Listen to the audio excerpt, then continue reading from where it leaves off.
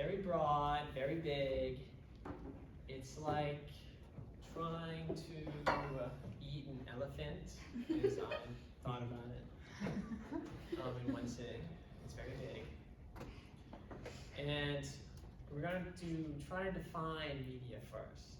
So would anyone like to take a stab at this elephant in the room? Like when you think of media, what is your first thought? Social media. Yeah, social media. Communication. Communication. Oh. News. News. Posters. Posters. Like the word mediator, like an in-between. That's good. That's good.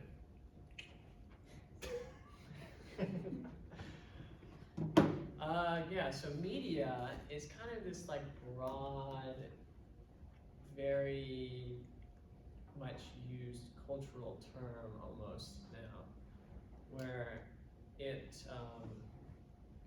refers to the main means of mass communication.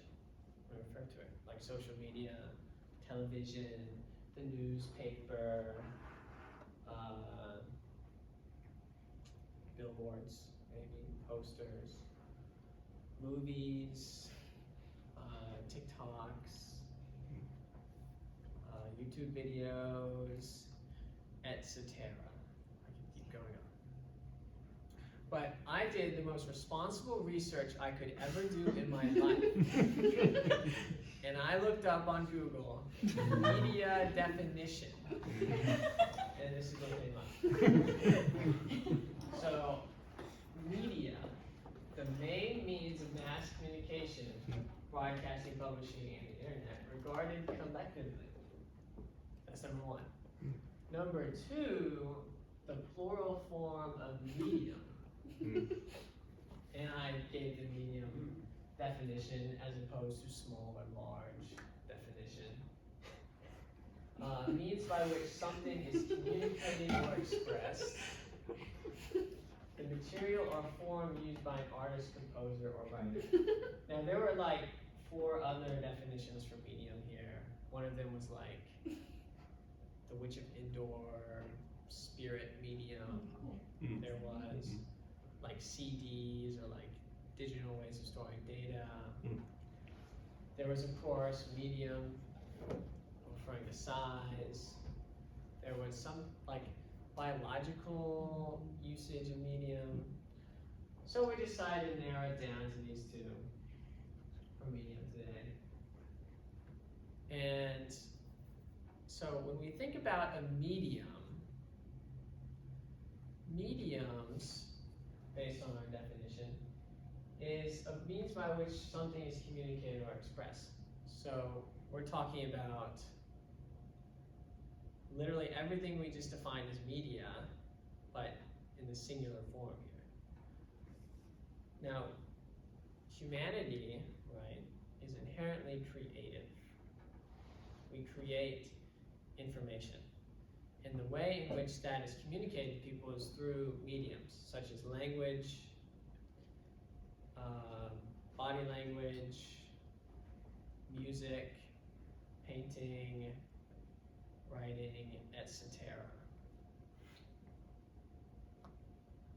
Now God designed us that way, right? We can talk and we can write, we can have facial expressions. And so media is inherently built into what it means to be human. Not really, well, I feel like I'm getting off track here, because I feel like you came here expecting social media, but that's more of the next 2 lectures, next 2 parts. So media started off with like oral communication, right? Like you have the stories passed down from your grandpa about the fish he caught that was this big, and then you hear the story and you tell it and the fish gets this big, and then it's this big, and keeps getting bigger.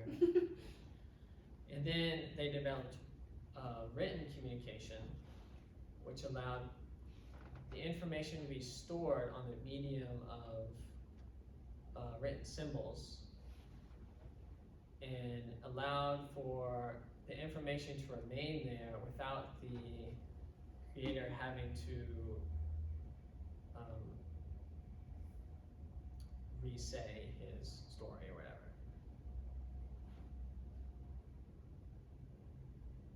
So this developed in like cave paintings, right? You like cave paintings. You like paintings.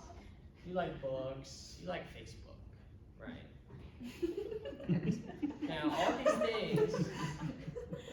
all of these things are like relaying information to you.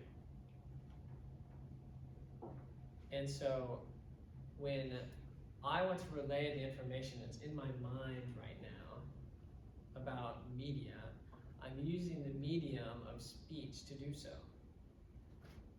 And so I'm putting information out that's objectively there. It exists.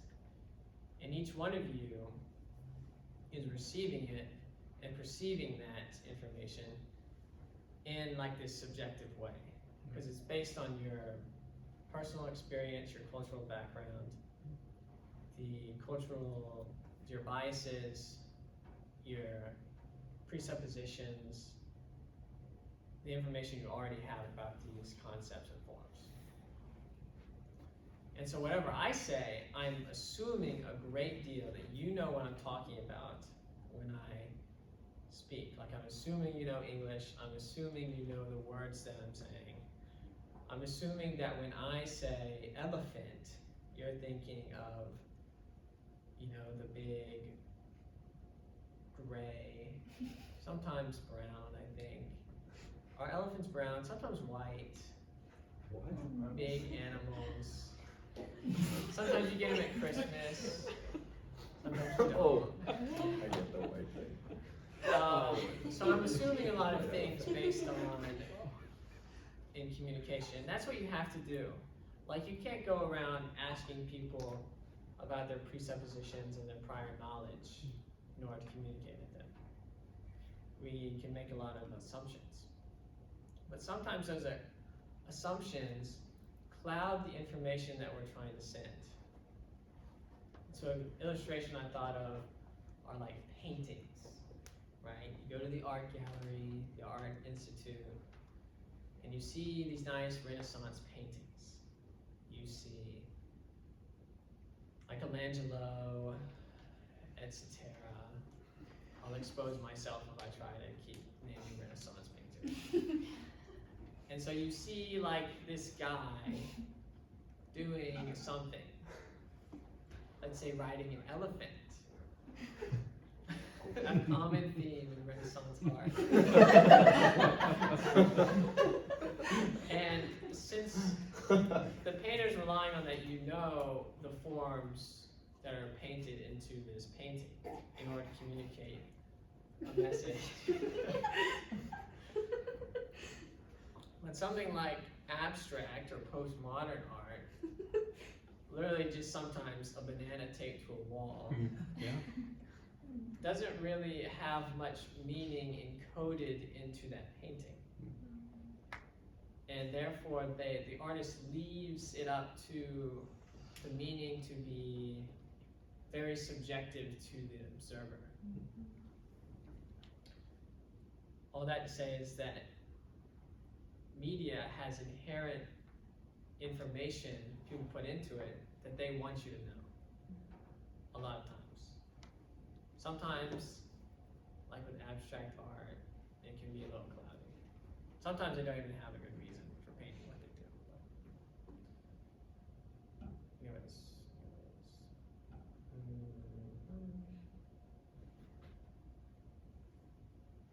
Now, the media that we use shapes our worldview and reality. I spoke a few weeks ago, gave a presentation on technology. Technology has shaped the way we view the world and has changed the mediums in which we communicate with each other. God, I can appeal to no other, no higher authority, gave the Levitical sacrificial system as a sort of medium for his plan of redemption and divine revelation. In written form, in the physical, like sacrifices of the priest, in music, and etc., all these different medias, right? And so God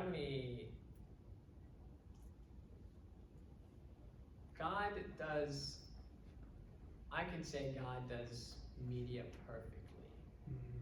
Because whatever God is trying to communicate, he gets his point across, right? He says it in a way that we'll understand. And that's the way it works with like divine revelation. God knows how to speak to us. God came down in the form of man in a way that we can understand, right? And so I think Jesus Christ is the perfect example of what media should be. Media should strive to be clear, should strive to understand the presuppositions and the receiver and how they're going to receive the media. And all this stuff will be unpacked further by my wonderful colleagues, Adrian and Trent. I think that's everything.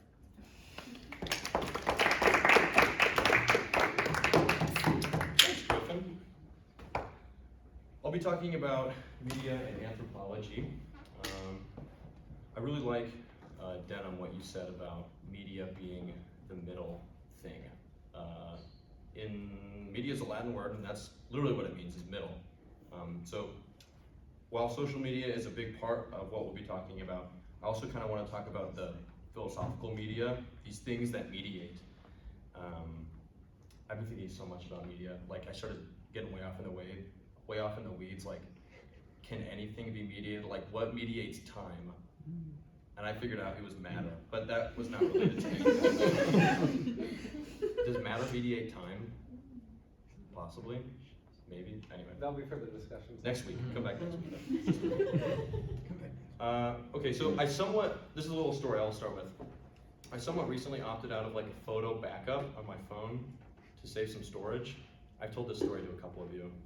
And I figured out, like, since I have Google Photos, it wouldn't really matter if I lost some Apple Photos, because it's like, they're just in a different app, right? Well, as it turns out, a little even more recently, I kind of lost all my photos anyway, like even in Google Photos. So like, from between now and a year ago, I have everything, but then like before that, I lost like literally all my photos and videos, which is crazy. Yeah, gasp. That's a Papendorf moment. This made me a little bit anxious, right? And I told one friend, and she said that if that happened to her, she would literally cry. And that's not a diss, but I feel like it illustrates something about the way we live our lives. And as silly as it seems, when I lost those photos, I felt like I lost a part of myself, which is odd. And in a really real way, it feels like my memories are connected to the media on my phone. Like, not just that they rely on media to like be remembered, but that media is literally a storage unit of my memory. Like a barn that holds like the very real belongings of the farmer that just doesn't want to fit everything in his house, right? So like Griffin was saying, not all media is bad, of course. Mediation itself is not bad. Like, I'm mediating my thoughts with my words, and you're mediating my words with your thoughts. Like, but when does media become an inhibitor rather than a facilitator? In the example I gave, it seems like it's becoming even more the case that media is departing from its place as middle and replacing the thing that it was intended to mediate in the first place. It ceases to be middle and becomes end, right? Media quits being media and it starts being finis, and the media becomes the mediated. And the dilemma is when the farmer would rather live in the barn than in the house, right? That's our problem here. So these are some books that I used for my research. They're all really good. I have one of them in my backpack. Maybe I'll pull it out later. But I have some quotes here. But the question I'm trying to answer is, how does media impact the way that humans think about what it means to be human?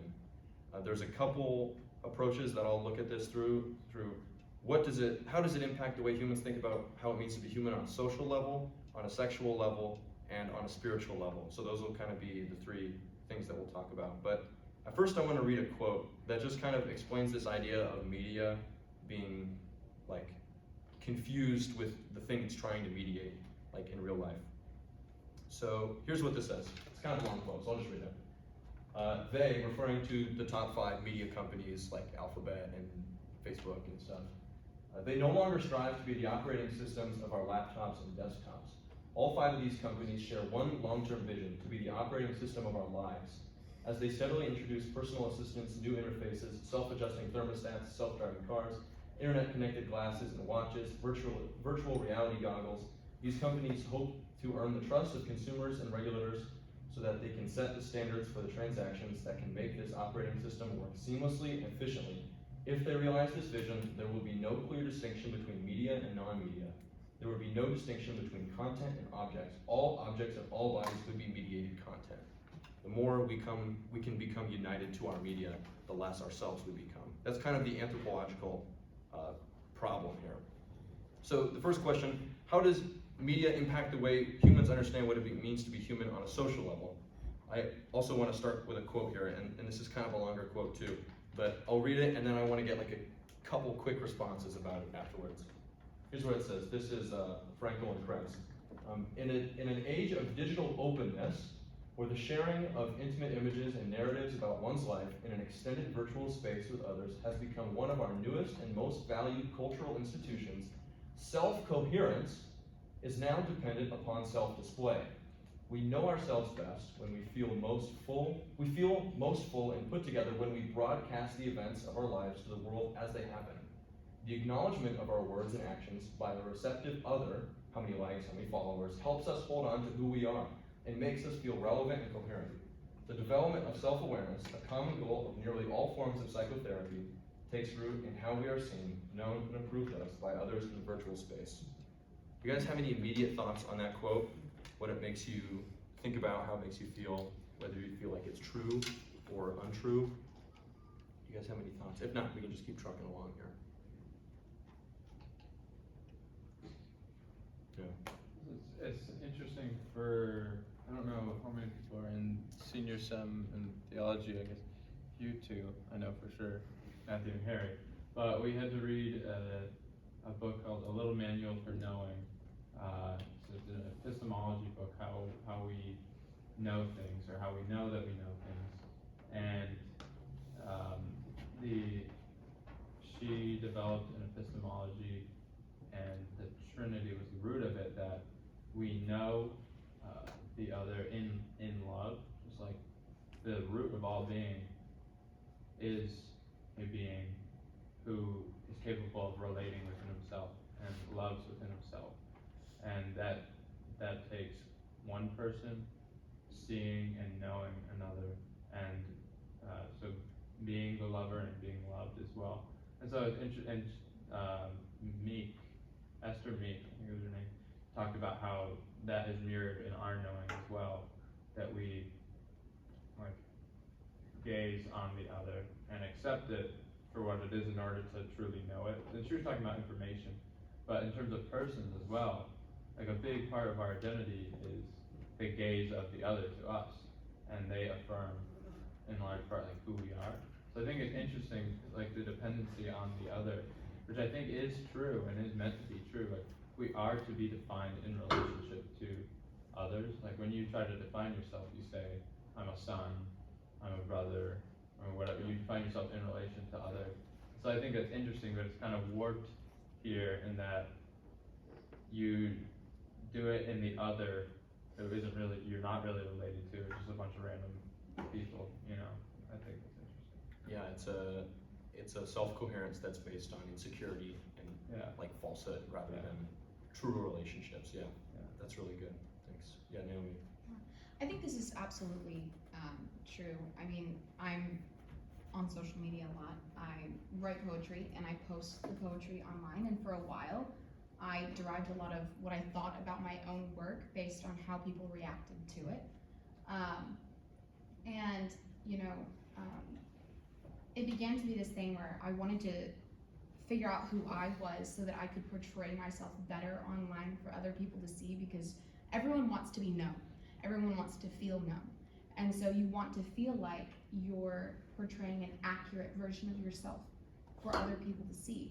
But even today in class, we were talking, and Dr. Clark was teaching us, and he was talking about how we shouldn't be focused on knowing ourselves, because apart from Christ we cannot. Only God can fully know us, and he reveals ourselves to us. And I think that that's, you know, we try to design our own view of ourselves through media, through other people's reactions to us. And we forget that in Christ, in God, as we know him, he reveals who we are to us. Yeah, that's really good. This kind of like Griffin mentioned, we're creating beings, but we're also created beings, and we cannot recreate ourselves, and that's a lot of times what we try to do with media. Yeah, that's really good.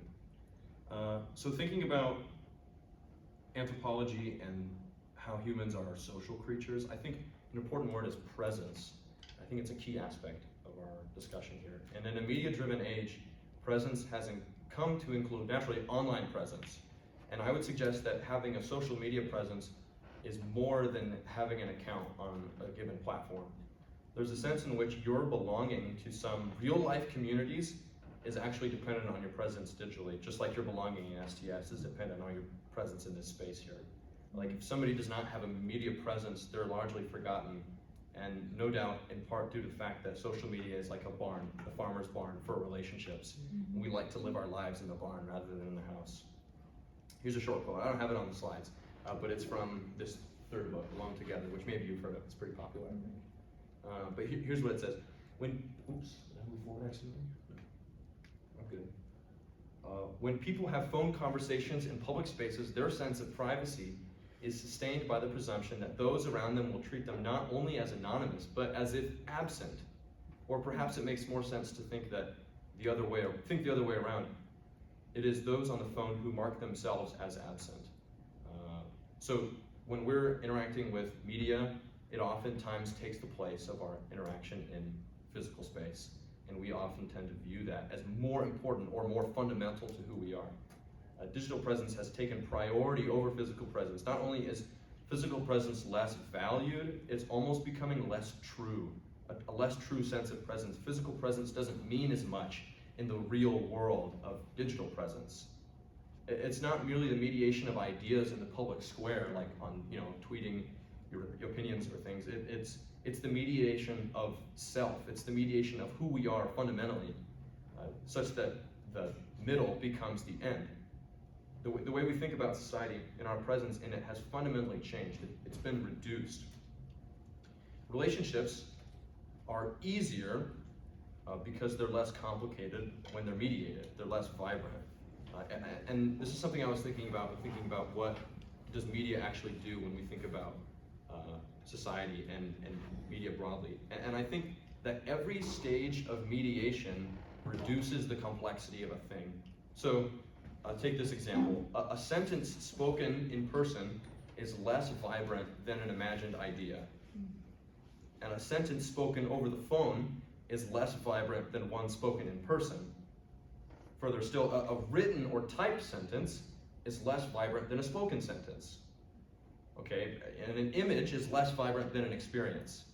Or a spoken description of that experience is less vibrant than the image. You see where this is going? Like, each time we mediate a thing, it becomes less like the actual thing than it was. And that's a trade-off that we sometimes have to take, right? As people who write books and write letters and do phone calls and things, that's sometimes okay, but there's a point at which the thing mediated quits being the thing because it's been consumed by its own mediation.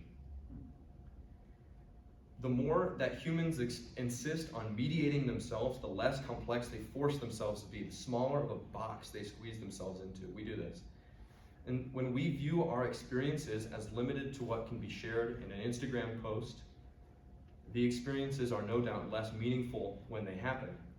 Our lives are lived inside this media box where only enough light is let in to see in terms of posts and recaps. So anthropologically, humans come to see themselves as profiles. Our digital presence, the mediated self, is actually more fundamental than the actual self, the unmediated self. It's kind of an essentially Gnostic way of thinking, that you became a truer, realer person when you escape the confines of your body and you can actually engage as a mediated being rather than a physical one. Okay, next question. How does media impact the way humans understand what it means to be human on a sexual level? So I was thinking about this, and the first question I thought was, can sex actually be mediated? And I think for sure sexual experience can be mediated, but I don't think that sex itself can.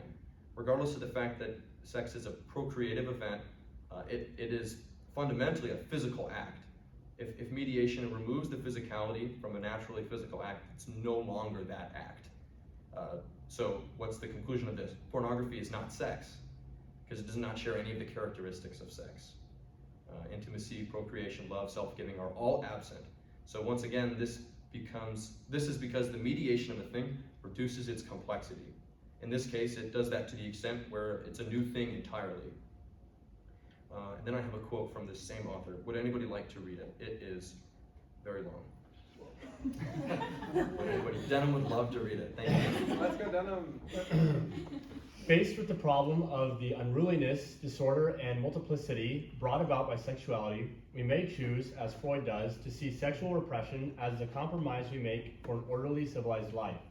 But the digital offers an alternative solution by creating a space free from the constraints of the reality principle where we can realize dimensions of our sexual drives that have no place in civilized society. Our primitive desires, aggressive and erotic, which threaten social norms through the voyeuristic and exhibitionistic tendencies of the self, for example, can now happen virtually, thereby preserving civilization and perhaps even transforming it. If the domestication of our sexual and aggressive drives is the price we pay for civilization, is there any price to be paid when these very same drives can live out a relatively undomesticated life in the virtual world?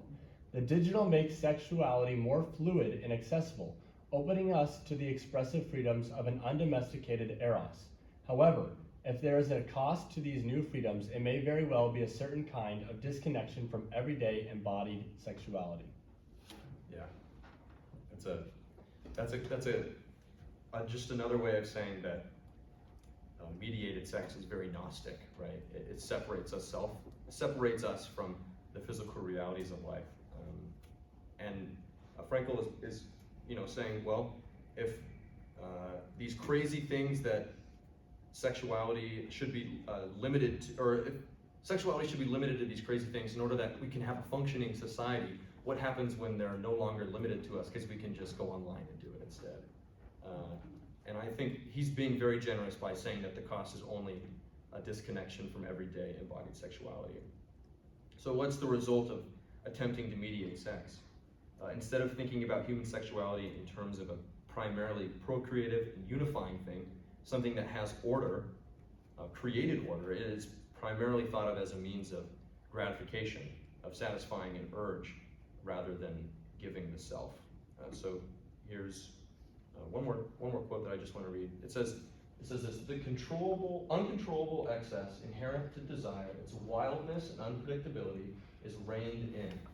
What is so utterly vulnerable about sexuality is expunged, but no longer constrained by the bodily presence of my partner, I can enter an unencumbered sexual flow as the erotic frees itself from the limited effects of the other and becomes an almost pure act of imagination.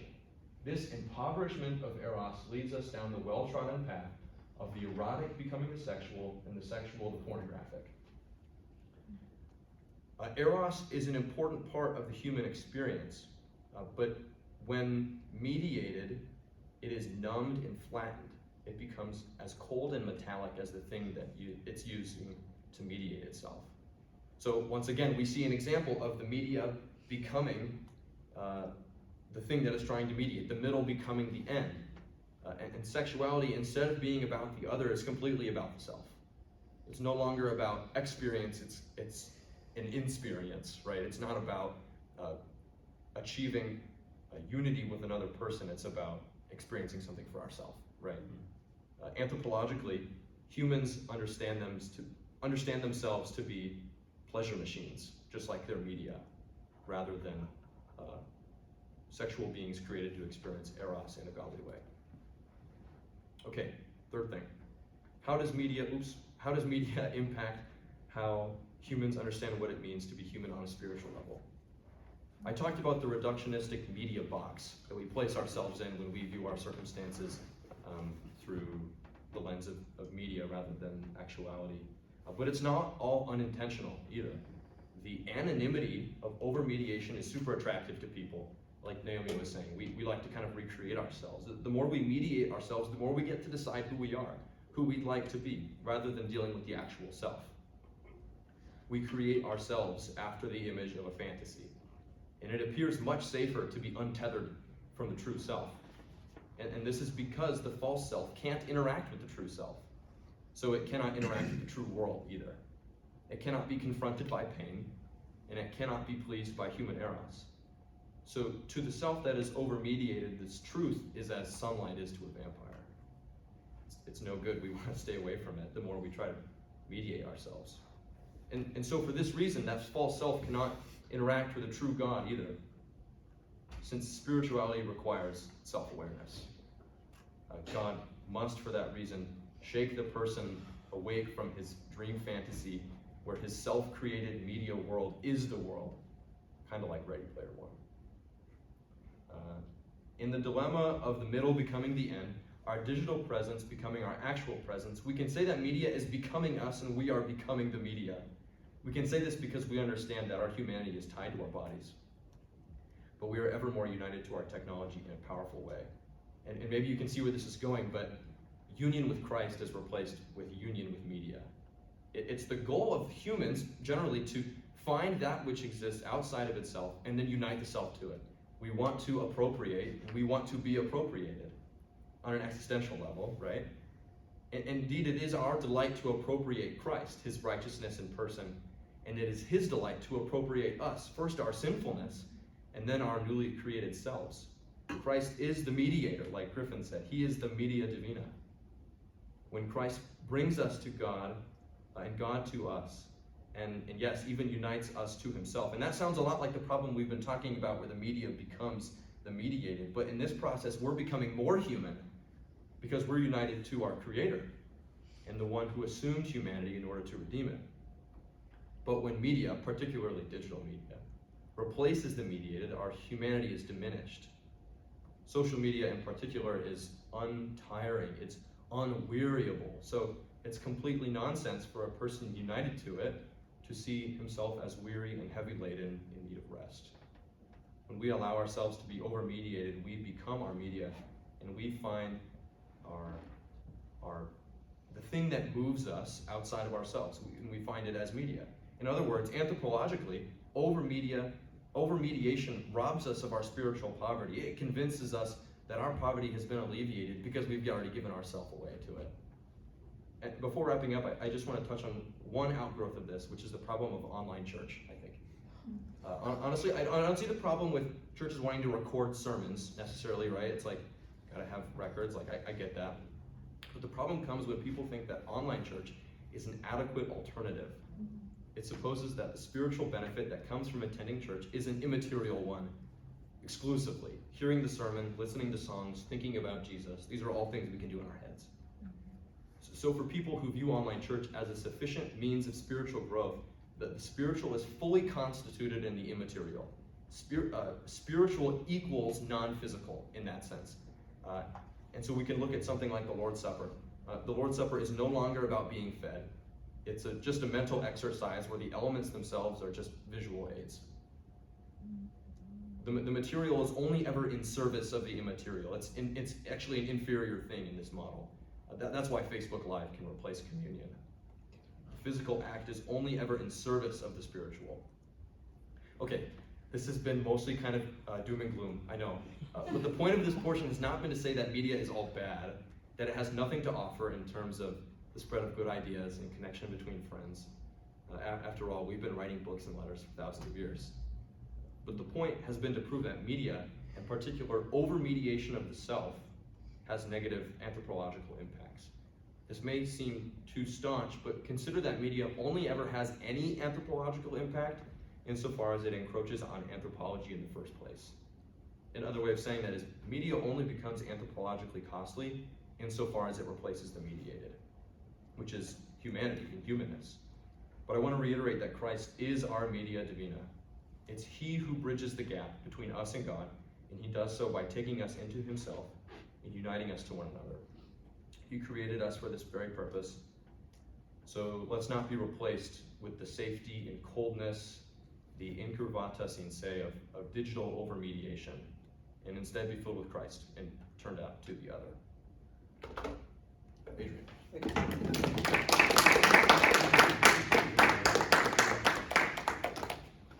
Hello everyone. Thank you guys for setting a lot of groundwork. This is going to be a slightly more practical understanding of how we should understand media in the church specifically. We've looked a lot more at the social media, and while this will address some elements of social media, I'd like the focus to also just be on how we understand using any kind of media in the church. Technology is a very big part of this too. So thank you guys for addressing some of the philosophy of this. And so in my research, I've seen that the church sort of has a bit of a open question about how its media should be used in it. It's in the question of how should the church address it? How should churches go about being on social media? How should churches think about marketing or architecture, even all of these different ways that they communicate?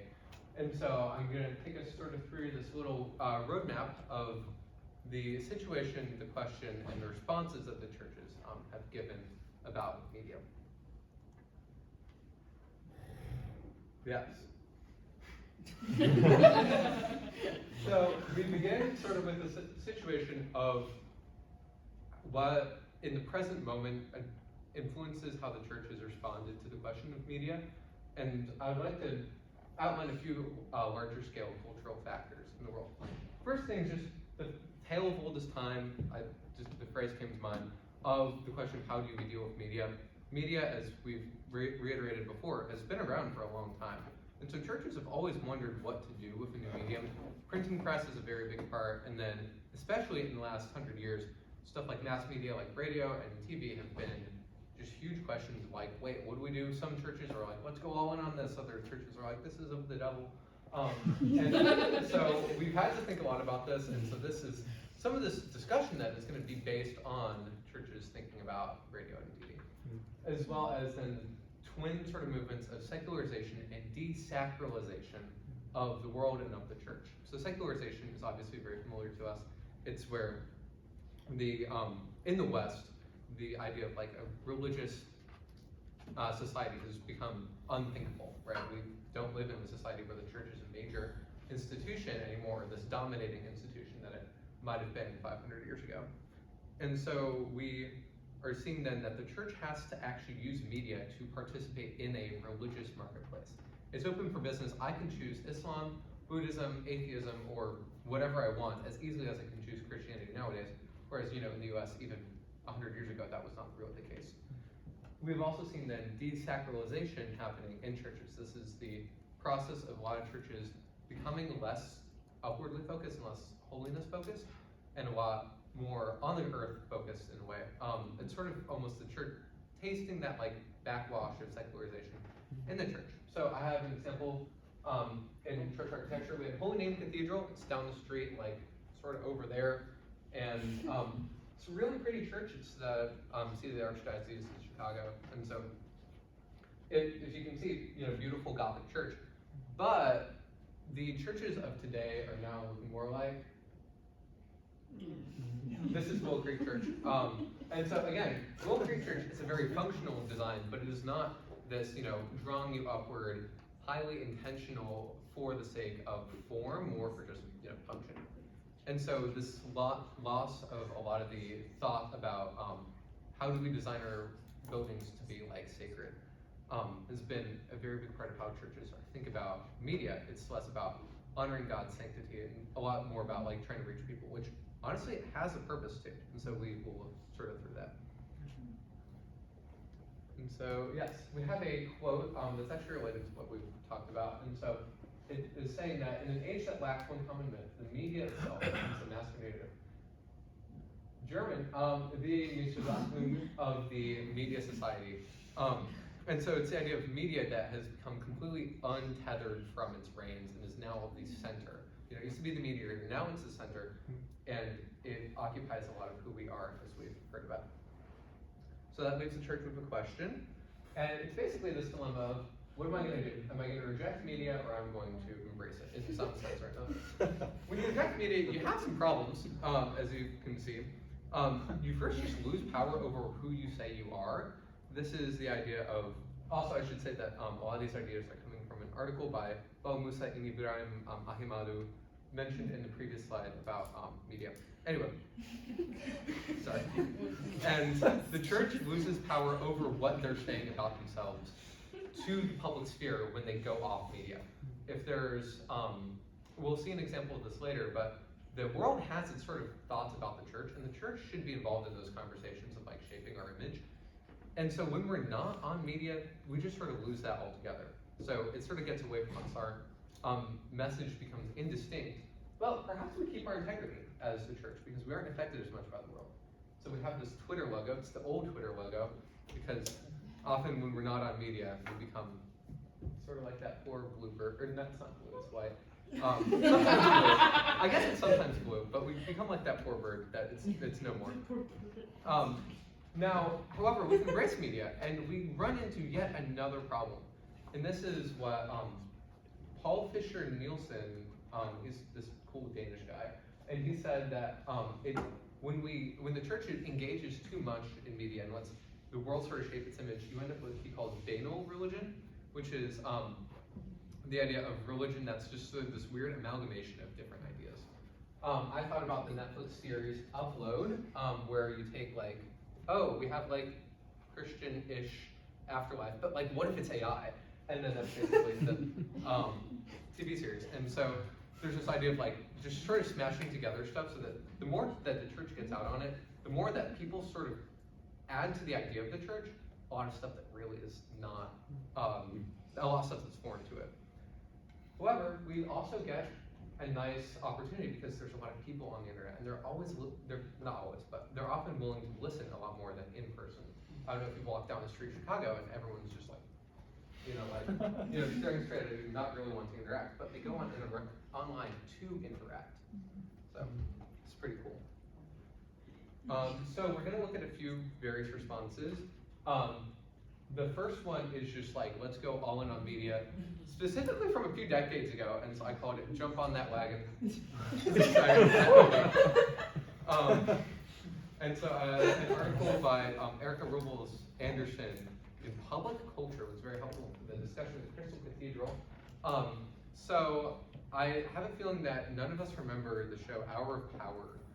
It was on sort of in time ago, and so pretty much back a long time ago, there was this guy named Robert Schuller, I think? Yes, Robert Schuller, and so he was like, how do I contextualize sort of Christianity for this post-war 1950s LA area?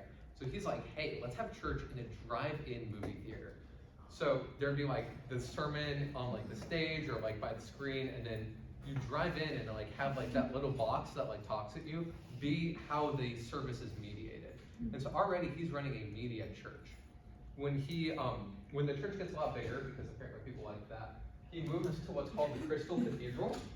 It's a very famous building because it's known for this architecture that is trying to blend traditional liturgical cathedrals with this hyper-modern TV presence. Hour of Power is like, I remember watching a comedy series, it's like, oh yeah, watch Hour of Power for an hour instead of going to church. And so it became this like cultural phenomenon, and the idea is that the cameras are making the whole world watch your church, but then the whole world can already see through your glass church.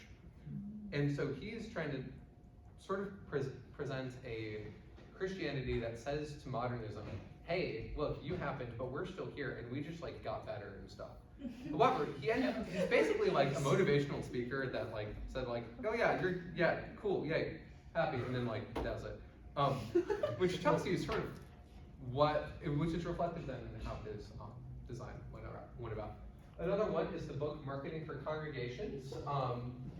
Highly would not recommend this book. And basically what happened is in the 1990s, Christians began to realize, darn it, people's phones are whacking, it's crazy. That's someone from STS who just texted too. Sorry. And so people are just leaving church. We gotta change something. And so a lot of then the church growth movement is saying, let's make churches more open to people who are just walking in off the street, trying to attract people, trying to use modern business practices to market the church to this increasingly secular world. And so marketing for congregations is literally like that. It is treating church like a business and trying to adapt your message and how you sort of do church to improve customer service and get people sort of in the doors and staying in the doors. And a particularly abhorrent quote that I found, if someone would like to read it, they can. Sometimes a short definition is given, which says that PR stands for performance, P, plus recognition, R. The organization not only must perform good deeds, but must also follow them up with good words. So this is awkward in a book for marketing for congregations. Now, I'll give them this. P and R does spell PR. So they got the acronym part very correct.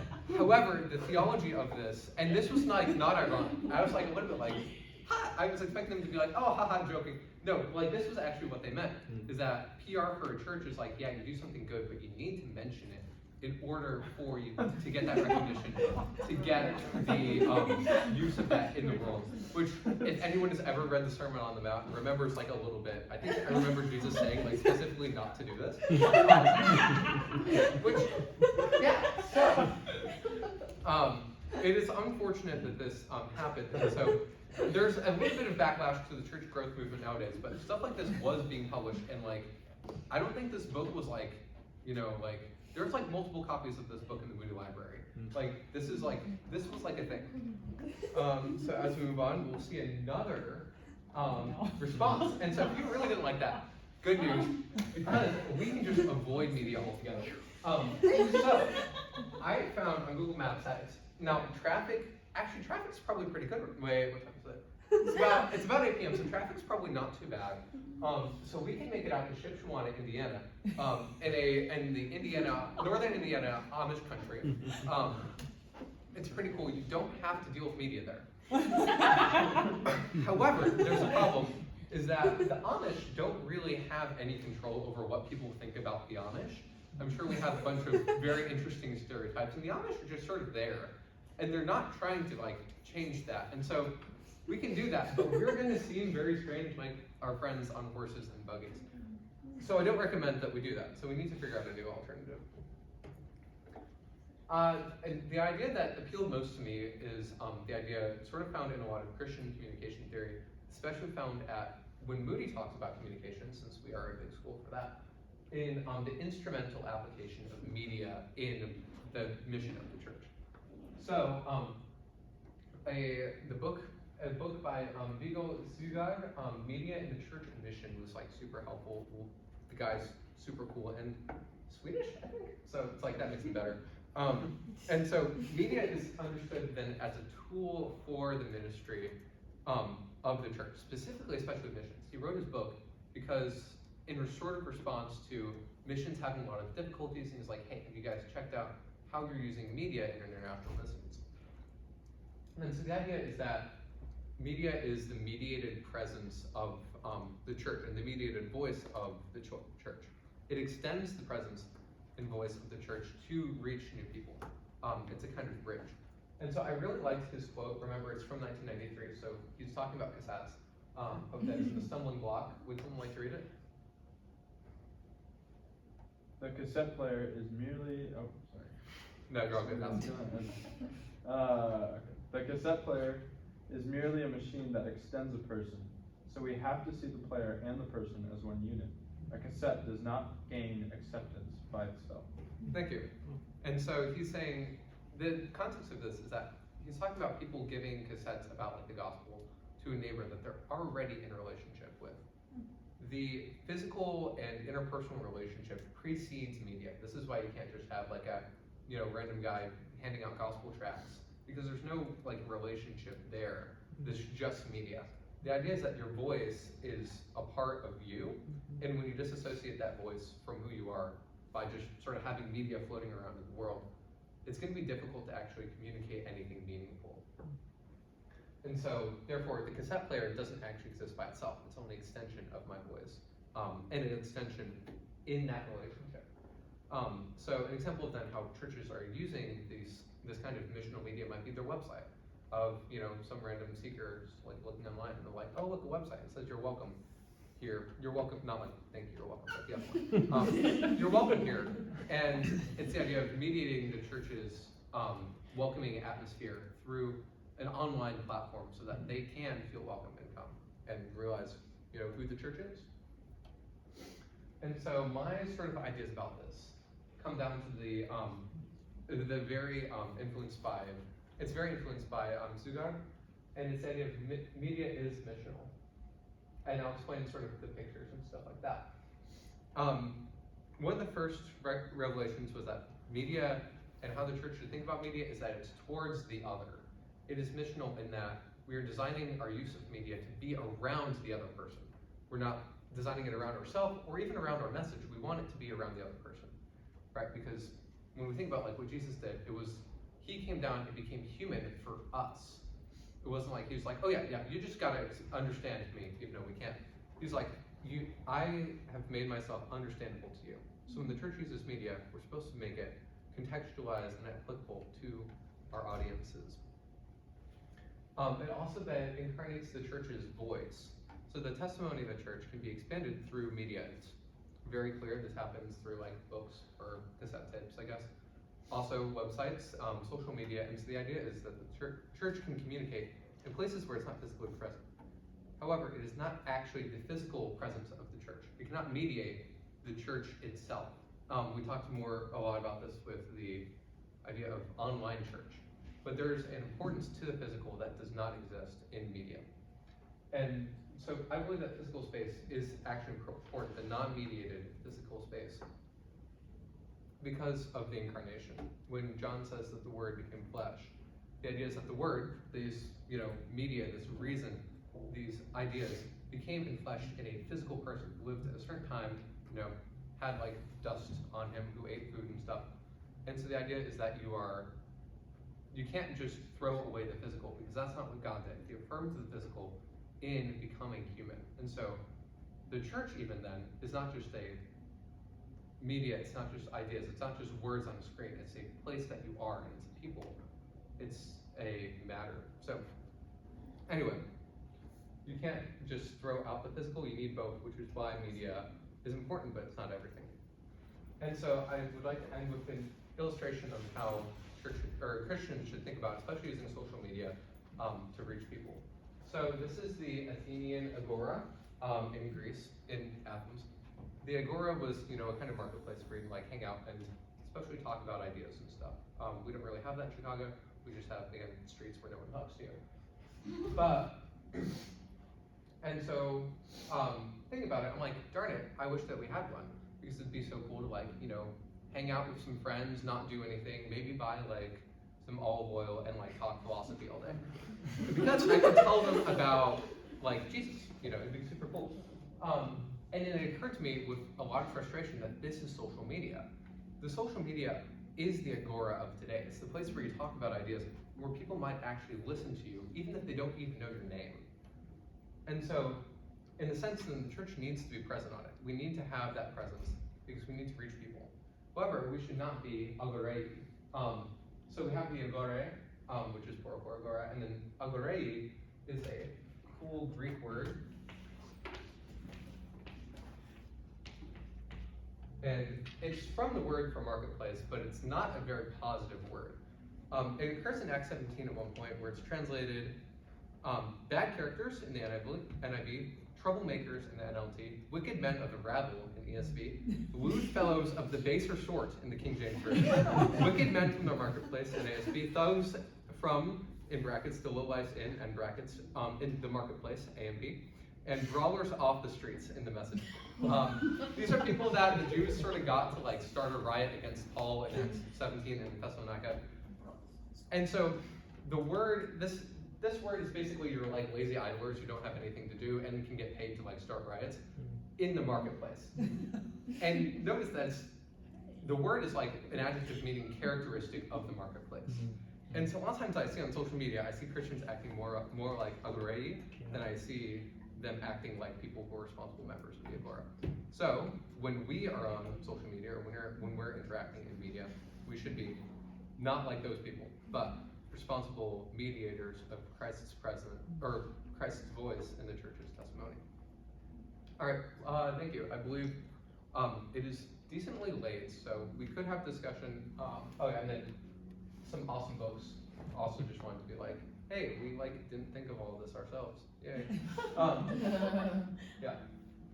We might not have time for a full discussion, but if you guys want to shoot out a couple questions that you prepared, and we'll chat about it a little bit for a few minutes. You betcha. Thank you guys. Yeah, I mean,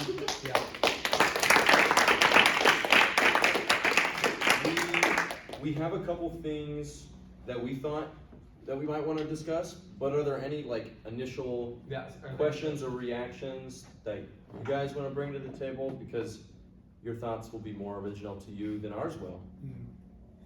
So if there are, that's great. If not, then we can get the conversation going here. Okay. All right. What do you guys think?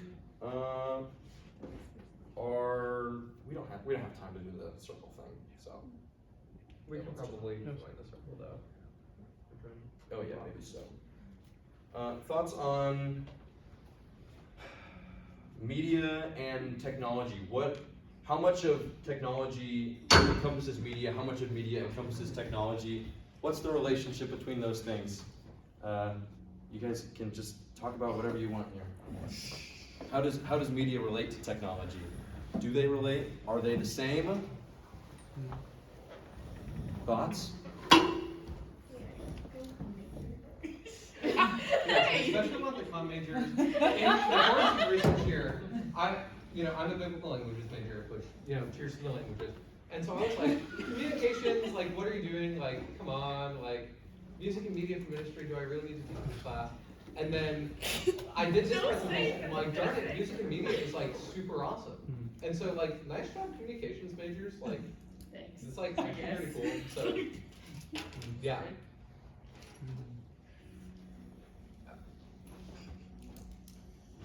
Yeah, I appreciate both sides presented clearly of the danger and of the use, the positive light.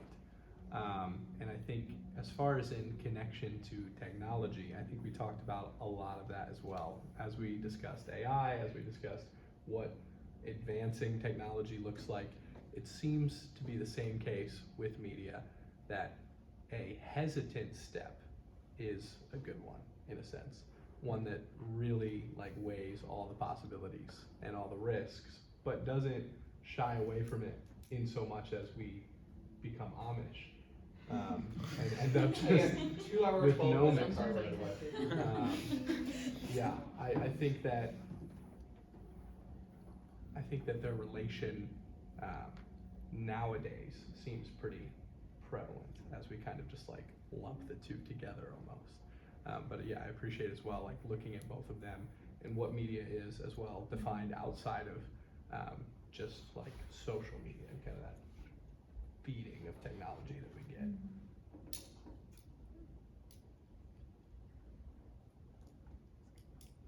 Something that I've been thinking about is not necessarily the relationship between technology and media, but between technology and tools. Because I don't remember where I read this, but they were making a distinction between tools and technology, because technology is meant to be a tool. Like it's supposed to be functional and serve whatever purpose you're trying to achieve, but at some point in history, tools turned into technology, and I do not remember what the thing that I read said was a difference. But I think one of the differences is that I have no idea how technology works. Because, like, I understand how a bike works because I can look at it.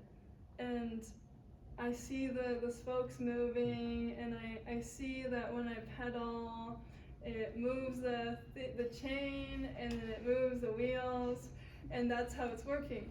But when I go on my phone, I have no idea what on earth, like, Bluetooth is. Like, I can't see Bluetooth.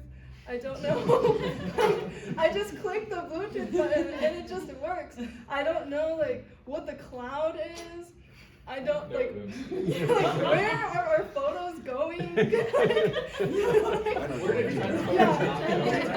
I think, like, with pictures, like physical pictures, you can see that, like, when you show it to someone, you see that it's separate from you, you know, and this is me. But when we look at, like, videos on our phone, I don't know how it recorded that. And it seems so real, and it seems like maybe that part of the reason why technology, or like media that's on technology has like become the means rather than, become the end instead of the means, is because it seems so much more real than a tool. And it's so much harder for us to understand because I'm not a CS major, so I have no idea how that works. But do CS majors even know how computers actually work? Or do they only know the codes to make the thing work? You know? Maybe the people, that's what I've been thinking since they're about. working with software, they probably don't as much. Exactly. But the hardware people do. I'm sure, like, I think this is just magic. Like, I was Yeah, it's like the magic of our day. AI is gonna start replacing software developers anyway.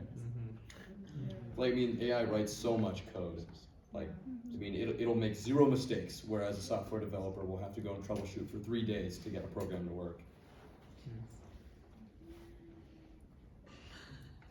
Depending on the software developer. I don't know, because certain things, like, if you want to, talking about like a marketing perspective, communication perspective, anything that you want to sell, you want to communicate well, and for the people to buy it, like, I don't know, Apple, for example. If you, like, Apple does all these things, and like their website is awesome, and they do it so you can like connect to it, and then you can see yourself using it, and then you buy the brand. You're like, you become an ambassador of the brand because you get connected to the brand. And if you want to do that, you need someone, only a human knows how a human connects. If it's a computer, it's still gonna look very artificial, even though they're humanizing. The way that it writes is weird, you know. Even the software, sometimes you wanna do A and the code, they do something weird and it's wrong. Yes, it can be easier to create a website, to create a software, to create something, a technology with AI, because it saves a lot of troubleshooting, but at the same time, you can't separate the human from the technology, because once you do that, you're just creating stuff to metal. You're not actually creating stuff for people that is connected with experiences and go through life with hardships and suffering and joys, and that's how we connect with things. It's like seeing a wonderful ad of, like, it's not only an ad about a car, it's like the car that breaks in right before, like, running through a pregnant woman, therefore you save 2 lives. Like, this is literally the Volvo ads, and it was like wonderful.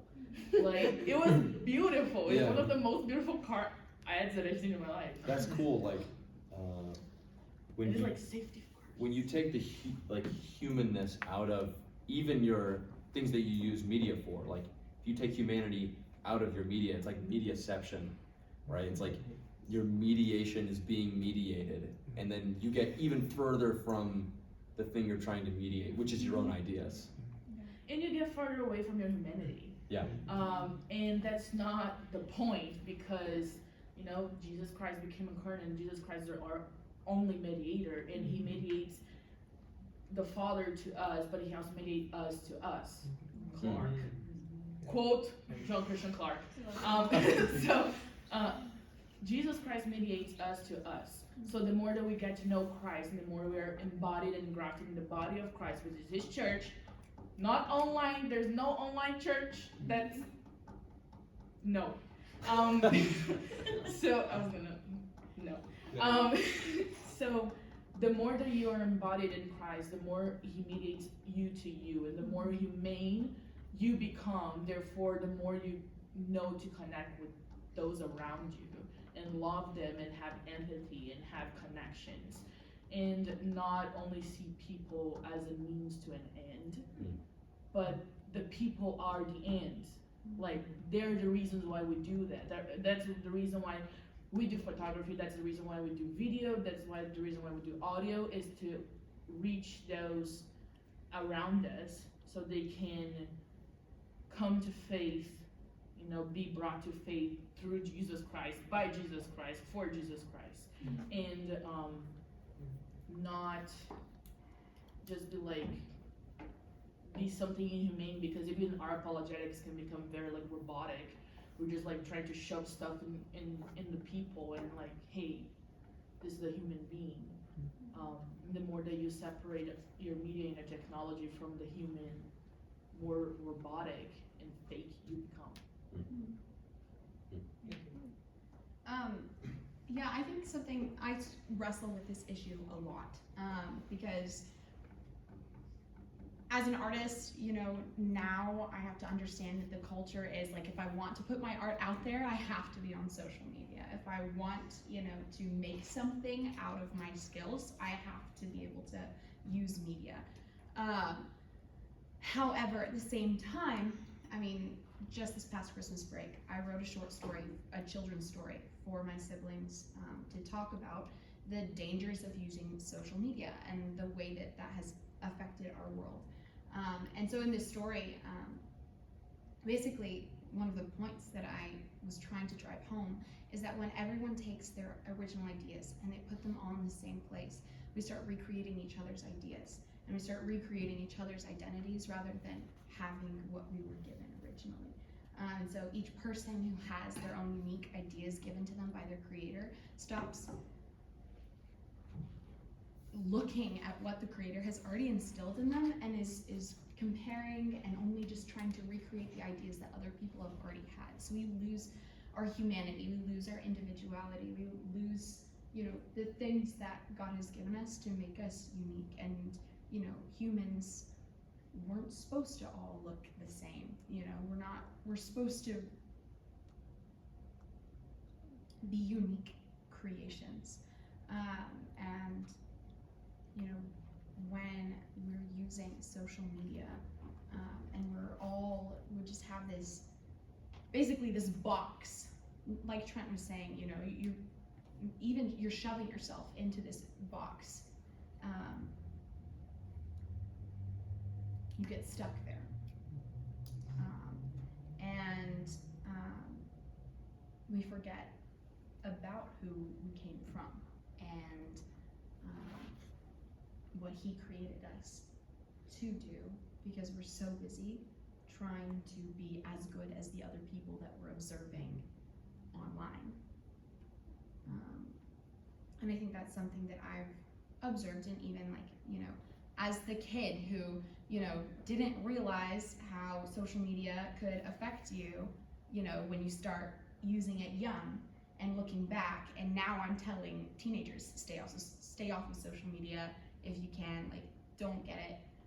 My mom had me do a talk for our youth group about social media, and I just don't think that it's healthy, because it completely takes away people's identity and their individuality and turns their minds away from the Lord.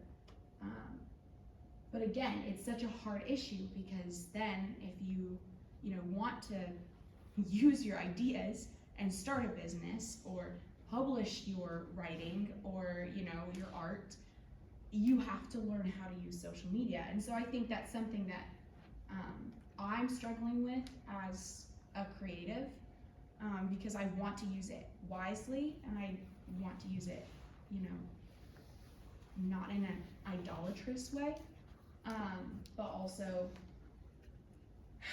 I have a lot of issues with it and the way that we interact with it. So I have a question for you guys, because I'm super old. Oh yeah, and it's also, yeah. Also my mom. And so being of a different generation, in my generation, it is possible to not be on social media at all. I'm not, but not really out of like a fervent, I think I'm too selfish. I don't care that much what other people are doing. I feel like the people I know, it's enough just worrying about what they're doing. I can't even imagine worrying about what all these other people are doing. There's just a lot in life. yeah. I don't feel like I have the bandwidth to care about all of these other people. And so I just don't do it. But are there careers, and are there many careers where you cannot have any social media? You're all the future career Does LinkedIn people. No, like No, the- I don't think that, does that Since count? LinkedIn is like Facebook social for, media. It's So and can so- you have any it's not more career? social media, but it's still social media. yeah. Can you get a job without LinkedIn? Yeah, my sister is, she works in the State Department as a foreign affairs officer, and she's not on Instagram. And she works just fine, So writing you can have a legislation normal for life human as a rights. young person without being Amish. Yeah. I think it's easier if She you has are a Amish, great, but- honestly, Yeah. like, Well, it's my always sister, easier. Everything's easier if you're Amish. yeah, I my sister, I forgot that. Think Yeah. about that. But- Buttons. Buttons are tough though. Anyway, sorry. I think, you know, so like, even with her job, she's this great job, she's writing policy and legislation for human rights and religious freedom throughout the world. And has a very, very vibrant social life as well. Honestly, probably more vibrant than a lot of us who are on social media, because it just kind of gave more quality back to her life when she got off of Instagram. But I think it's harder for people who are kind of trying to do something like self-made, Oh yeah. you know, and Yeah. advertising themselves and their own product. Yeah, I was gonna say the same thing. Like, it's depend where you're going in life. I think that if you want to be a professor, honestly, academic life, like you being on social media is not gonna be that important. What's gonna be like, where's your articles, where's your papers, where's your like instruction and your education. But also it's really hard because if you're gonna be self-made and you're gonna be an artist or like songwriter or a poet, and but also the thing is we never started actually. We never seen social media in a way that is only a tool, in a way that we can, here's my work. It's always been an extension of ourselves. And that's a huge, like, fake news. Like, you cannot extend yourself in any media.